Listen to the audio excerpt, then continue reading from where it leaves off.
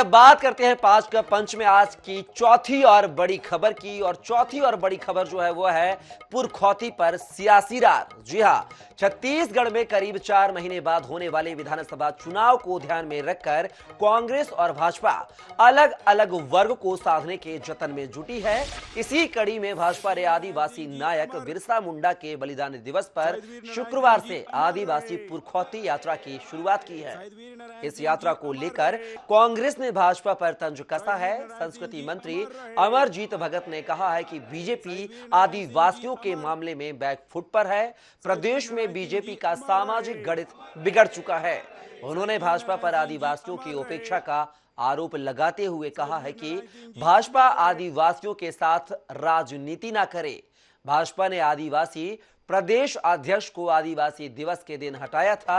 उन्होंने आगे कहा कि संसद भवन का उद्घाटन भी राष्ट्रपति से नहीं कराया।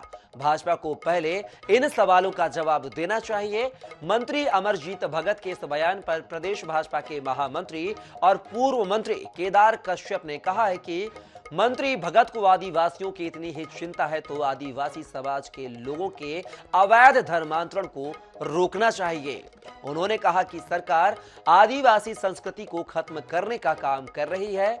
एक धर्म विशेष के लोगों को पूरी तरह से सहयोग मिल रहा है।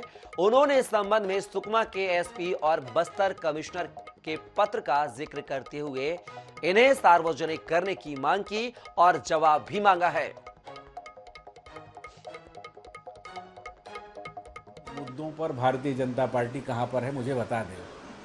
पहला, इस देश के आरक्षण में। दूसरा, इस प्रदेश के 32% के आरक्षण में। तीसरा, जब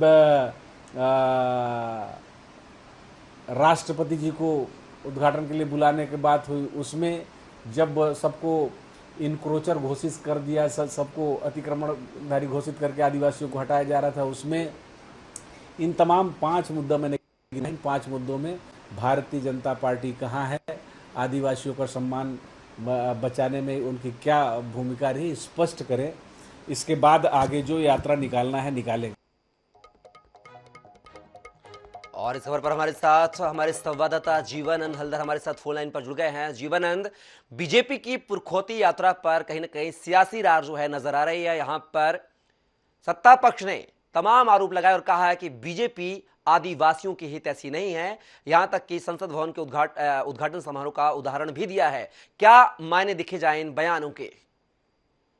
देखिए, निश्चित रूप में आपको बता देना चाहूंगा, जिस तरह के जैसे जैसे चुनाव की समय नजदीक आता जा रहा है वैसी वैसी चाहे सत्ता पक्ष हो चाहे विपक्ष हो अपनी अपनी जो यात्रा है वो निकाल रहे हैं। अगर कांग्रेस की बात करें, कांग्रेस ने हाथ जोड़ यात्रा निकला है और वही अब दूसरे भी जो MBL एक यात्रा वो भी निकाले हैं। लेकिन भाजपा ने उसी कट में आज एक पुरखौती यात्रा जो निकाला है, जो भाजपा का अनुसूचित जनजाति मोर्चा है उनके द्वारा ये यात्रा निकाला गया है। और आज जो वीर गुंडाधुर की जो जन्म वो है उनकी जो जन्म स्थान है नेतानार, वहां से यात्रा का शुरू किया गया है। उनका मानना है कि आदिवासी जो कांग्रेस सरकार है वो आदिवासी को सम्मान नहीं किया जा रहा है और यही कारण है कि जो भाजपा के जो जनजाति मोर्चा है वो इस मुद्दे को लेकर यात्रा निकाले हैं। उनका सीधी तौर पे मानना है कि बस्तर से बहुत सारे ऐसे आदिवासी नेता है जो आजादी के समय से अपनी प्राणों की आहुति दी है, शहीद हुए हैं, उन्हें कांग्रेस सरकार भूल चुके हैं। और जिसकी याद में जो भाजपा का जो मोर्चा है अनुसूचित जनजाति मोर्चा, उन्होंने यात्रा निकाली है। और ये यात्रा जो पूरे बस्तर के दक्षिण से लेकर उत्तर, दक्षिण से लेकर चारों तरफ से ये यात्रा निकाले है और 6 दिन तक यात्रा चलेगी। चाहे वो वीर गुंडाधुर की याद में से लेकर जो नेतानार से ही इससे शुभारंभ किया गया है।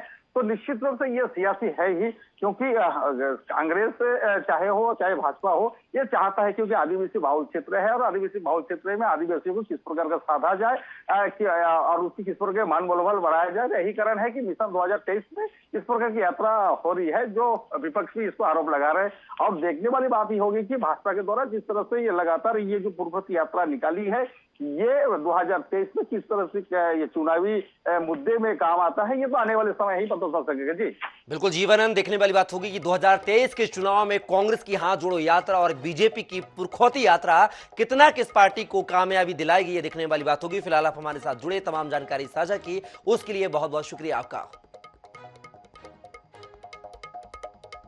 नमस्कार।